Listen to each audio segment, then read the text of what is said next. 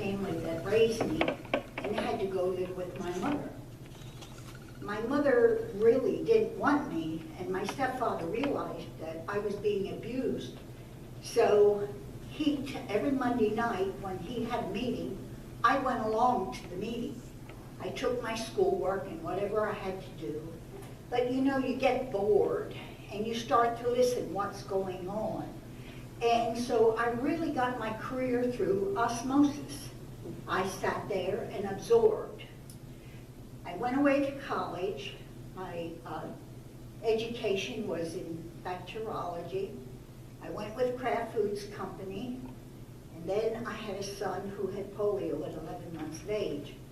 So I gave up the work with Kraft and did therapy for several years, and went through a horrible marriage, got remarried, and my husband was a mechanical engineer, but he was known for his ability to go in, and if you remember in the late 60s, our area went through a hard time employment-wise.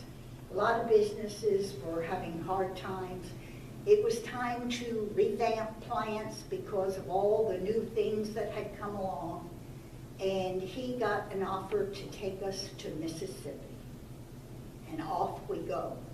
But after all the agreements were signed, a local judge decided that the two older children could not go to Mississippi because of the integration problems.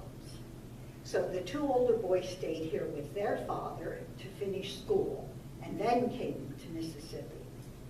So when we got there, my husband said, I think you should take your time and go to school.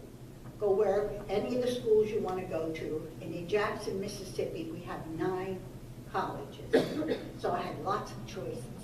He said, don't go push for any career. Take anything that interests you.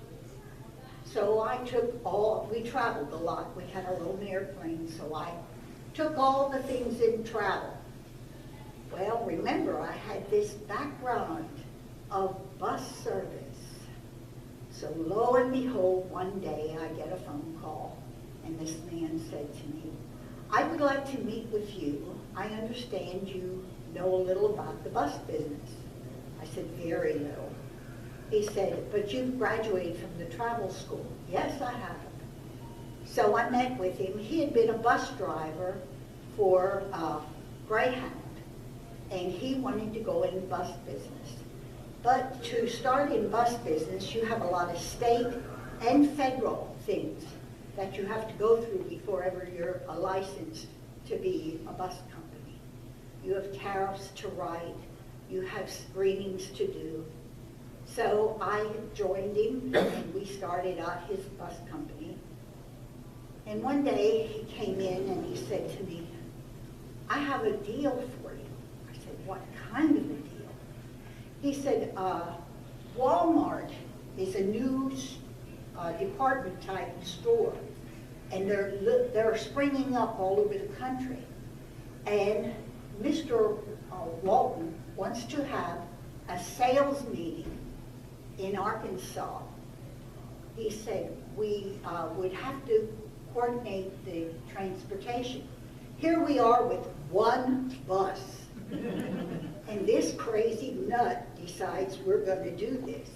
I said to him, Johnny, I don't think I can do this myself. Oh, Miss Patty said, I know what you can do. Yeah. So we leased buses from all over the United States and bused everybody to Arkansas. I leased the stadium in Little Rock to put all the buses in while they had their meeting for security reasons. And lo and behold, it was a success. It's the biggest check I ever carried to the bank. The bank was thrilled to see the account. So this word got up. This damn Yankee, and you're always that once you come south. If you do good, you're always a damn Yankee. And this damn Yankee pulled this off, and it's a woman. Well, that was unheard of in the South, because in the South, women stayed in their place. They went to the bridge club and did things like that. But they didn't go into a man's range of work. So man called me and he said, we would like to meet with you.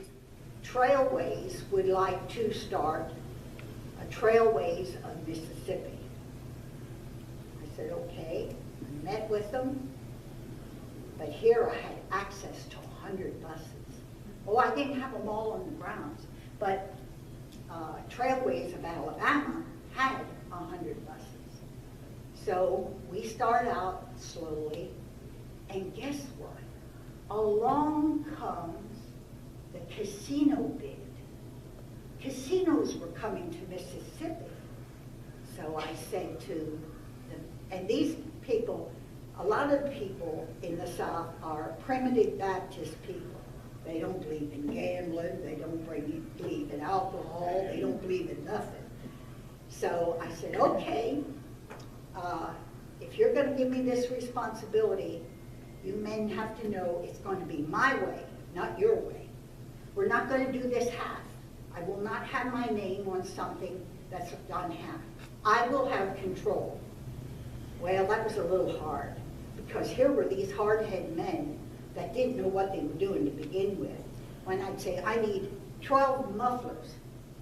Well, we can get some. No, I have to have good ones. I have to, this company, this bus needs this kind of muffler. They didn't even know where to look for the muffler on the bus. It was this dumb Yankee that knew. So lo and behold, we go on our merry way. I joined the company, and I said, I'll have to have so many days that I can be out of the office. So every time they had a meeting anywhere or bringing these casinos to town, I was there.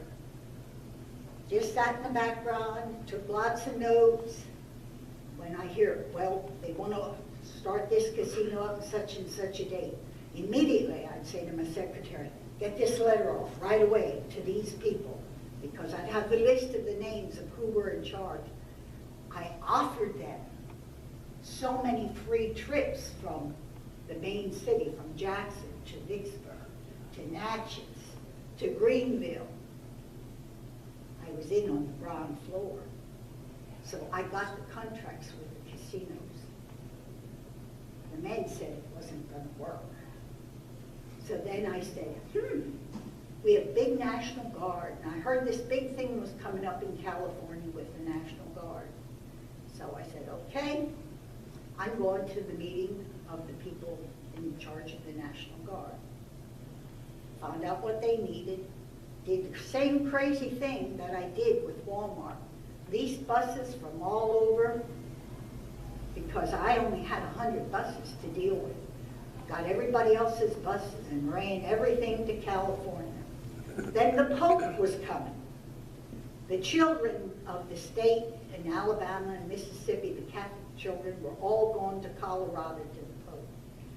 Well, that was a challenge, because when you're sending teenagers on a bus, you have to have lots of things to entertain them. I was the first one to put a telephone on a bus, and I was the first one to put a television in a bus. We equipped as many buses of ours as we could with televisions to keep them entertained from Mississippi to Colorado. Then I had to have a stop-off place to get them the day before for them to get lodging and shard and everything else. But it all came off beautifully. So then the next thing, we have Atlanta, the Olympics. You remember what happened there? The bomb went off. 60 buses, I lost every window. What am I going to do? I can't run a bus without a window. At 2 o'clock in the morning, I was on a private plane flying to Atlanta. I called the glass companies, and I'll tell you something. There's one trucking company I would never deal with. And I said to them, don't you dare put one windshield or one window on yellow freight, because they always come in pieces. So lo and behold, got everybody working. They brought the truckloads in. The companies that supplied my windows sent their men, and we had 50 buses back on the road by time noon the next day. So that went well. I was still that damn Yankee. So one day I said, well, I have a daughter in Pennsylvania that's ill. I have to retire. You're not going to retire. Yep, I'm having to fly. I moved back to Pennsylvania. And I came. The company only ran for 6 years after that because all those men that were riding on my coattail could not hold it together. I was always the outspoken Yankee, but it paid off. When we went to Mississippi with the job my husband took, we had, at that time, John Stennis was the big senator in Mississippi at that time. And the company that my husband went to save, the Stennis family had money in. So, of course, we got invited to everything that was political, from cocktail parties to dinner parties to functions of all kinds. And in all the years that I was down south, I went to the congressional legislative cocktail party. My husband didn't go with me.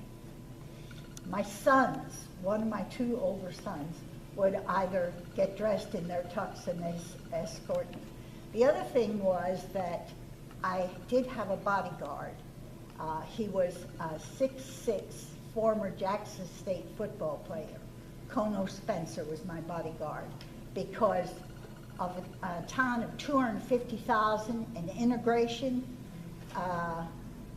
It was not safe for women to go into certain sections of the area, and particularly if they felt that some woman took a man's job from him.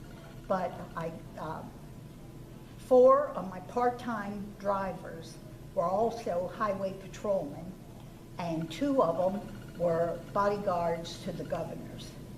So whenever they needed transportation, back in the days when Ray Mavis was governor, that's when the Clintons were in Arkansas, and I can't think of the guy that was governor in Louisiana, but part of his, one of his committee people was married to a girl from Lebanon, and he was killed, but I can't even think of his name, it was so long ago.